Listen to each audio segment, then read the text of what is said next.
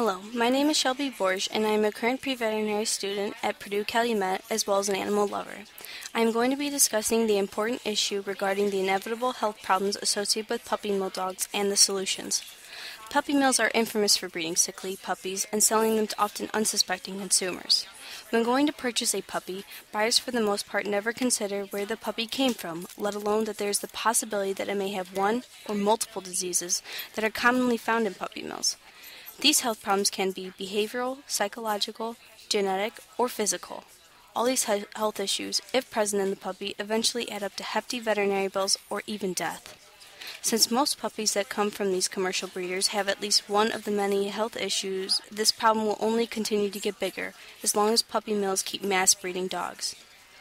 One aspect of health concern is the physical, which includes things like kennel cough, canine distemper, and more.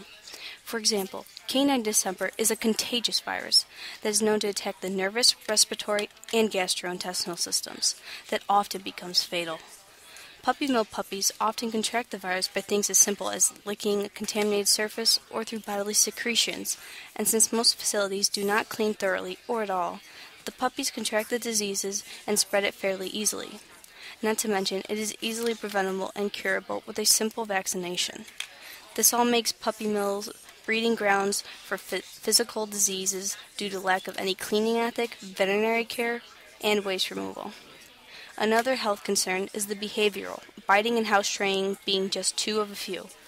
Biting is likely to occur with puppy mill puppies, says Davis, because a frightened mother dog can transmit her fears to her pups.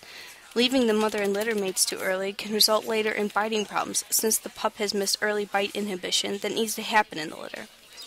Since most pups are taken away from their mothers before 6 weeks, this means the puppies are likely to get into the behavior of biting people.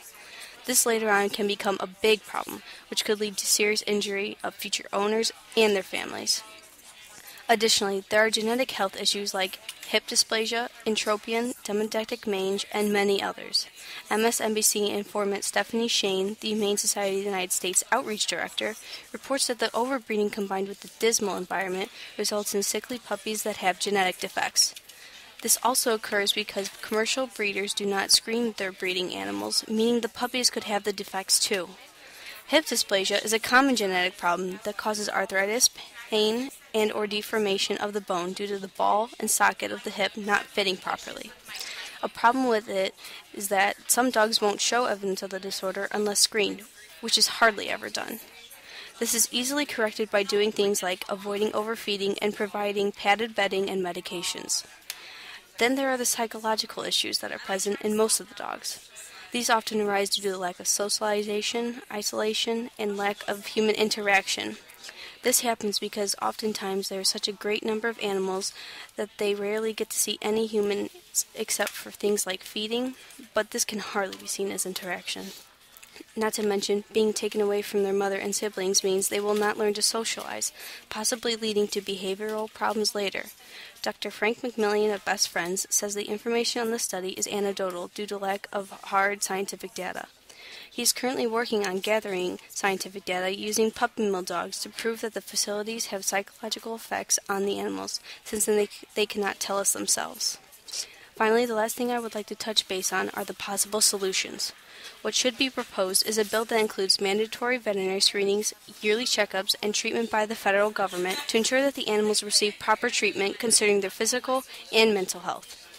By doing so, the number of cases reported each year of sick puppies would decrease dramatically. Not only will this save the lives of countless animals used for breeding, but it will also save innocent consumers from having to go through the pain of having a sickly animal, thereby making the need for lemon laws in all states unnecessary. All that is needed to get the ball rolling is the cooperation and help from all the animal lovers and future dog buyers to contact local legislators about proposing a bill. If you would like to learn more about the problem, please visit www.pethealthcaregazette.com and search puppy mill dogs and health problems, or www.consumeraction.org and search Make Your Voice Heard to contact legislators about the problem to encourage proposing a bill. This is Shelby Borge, and I thank you for listening.